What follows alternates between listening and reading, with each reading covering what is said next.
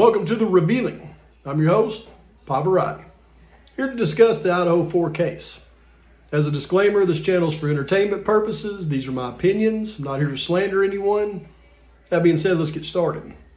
Now today, I want to pose some questions. Normally, I try to answer the questions in my videos, and I don't like posing questions that don't have answers, but I've been thinking about this one here lately, especially since I've gone through this PCA so many times, and I've got stuck on how law enforcement determined the time of the atrocity.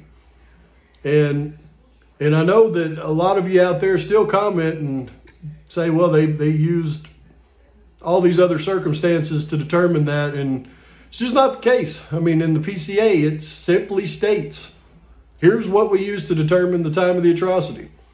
It was DM's sighting of the guy with bushy eyebrows, along with forensic downloads of Funk and Mortensen's phones, where they were obviously texting each other, and the sighting of the Hyundai Elantra in the neighborhood. That's what they used to determine the time of the atrocity, between 4 and 4:25 a.m. But then you've got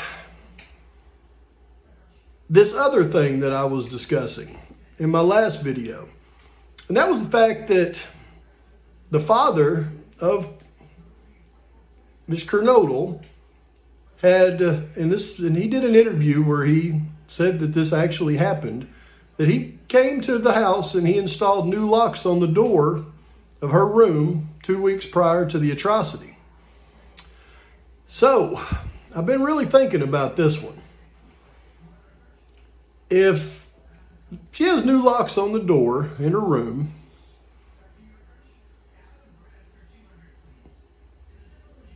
imagine they were locked, when they went into her room. So how did the assailant enter the room if the door was locked? And obviously it wasn't by kicking the door in or prying the door open. Because if we are to believe the reports we heard from the next morning where, and this is all speculation, I know, none of it can be verified, but the reports back were that they couldn't get into their room. They were worried about them, talking about the roommates.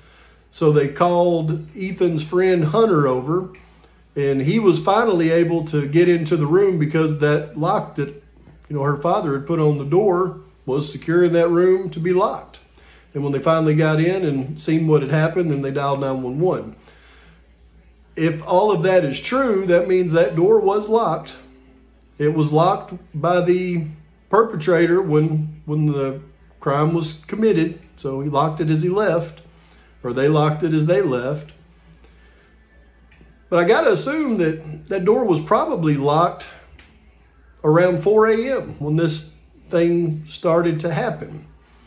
And what happened at 4 a.m. that's just the odd thing in this entire plot. And that was the DoorDash driver. All right, let's take a look at the PCA. Okay, so we see that everybody is asleep, or at least in their rooms, by approximately 4 a.m. And this is with the exception of Kernodle, who received a DoorDash order at the residence at approximately 4 a.m. And law enforcement identified the DoorDash delivery driver who reported this information. So I guess this is my question.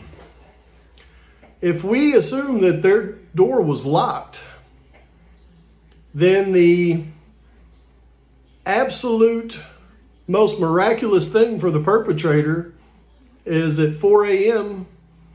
they received a DoorDash order for Kara, or excuse me, for Xana. And that order came in. Obviously, that made Xana have to unlock her door to go and get her DoorDash order. And that would have allowed the perpetrator access to the room. I mean, that's the thing that I'm pondering on. That's the thing I'd like for you to ponder on as well, because I don't know the answer to it. I do know that it says the forensic downloads of Mortensen's and Funk's phones determined the time of the atrocity. And it says that Xana received a DoorDash order at 4 a.m., but it doesn't say that that determined the time of the atrocity. And I would think that it should say that a forensic download of Xana'S phone showed that she ordered the DoorDash and that it arrived at 4 a.m. and that should have helped them determine the time of the atrocity, but it doesn't say that in the PCA. So, you know, like the one guy says, sometimes what it doesn't say is the most important thing. Well, no, that's not true. What it doesn't say causes questions, though. And it causes you to question it, and it causes me to question it. So did they even do a forensic download on Xana'S phone that showed that she placed the DoorDash order? Did somebody else place that DoorDash order for Xana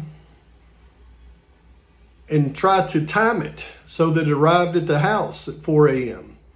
And just because it had her name on it, does it really mean that she placed the order? And if she didn't, did somebody else place that order? Yeah, so these are some questions that I'm having in this as I go through this, because that door lock situation has kind of got me thinking. Is how'd they get into that room if that lock was secure and they didn't break the lock because the next day they couldn't get into the room because of the lock? Just leaves a lot of questions.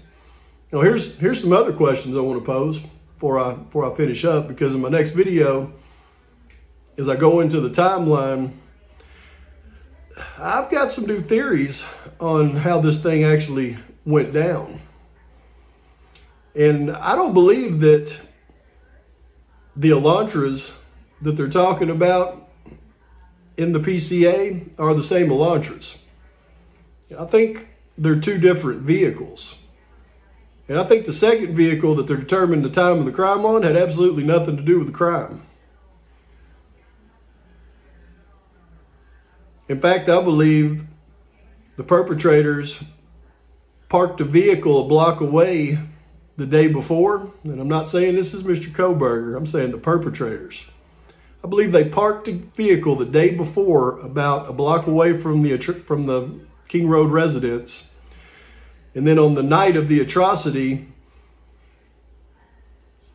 one of them was dropped off by that first sighting of that Hyundai Elantra.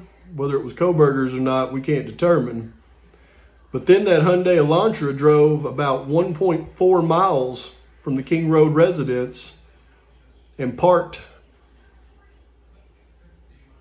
at a storage facility. And then that perpetrator walked the 1.4 miles back to the King Road residence. And by the way, that's 1.4 miles in driving time. As the crow flies, looks like it's about about 7/10 of a mile. I believe the perpetrator, number 2, walked back to the King Road residence from that storage facility. They perpetrated the crime.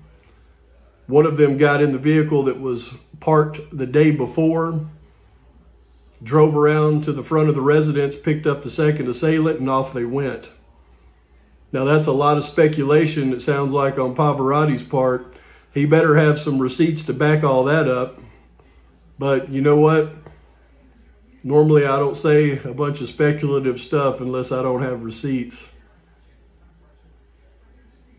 Those videos are coming to you soon. But please like and subscribe to the channel. Post your comments, your criticisms, post your thoughts. I just gave you a lot to think about. And until next time, Pavorati's out.